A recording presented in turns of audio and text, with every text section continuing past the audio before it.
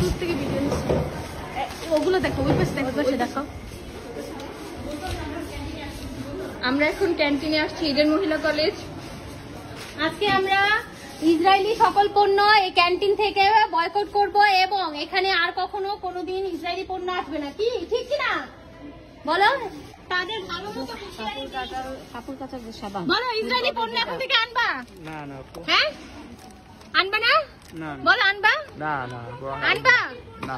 এখন থেকে সব ইসরায়েলি পণ্য ফেলে দিবা, ফেলে দাও। এই ইসরায়েলি পণ্য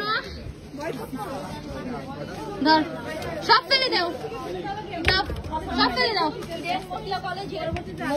সব ফেলে দাও। হ্যাঁ এগুলো এগুলো সব কিসের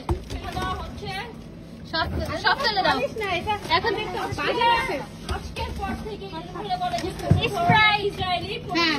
সব ফেলে দাও,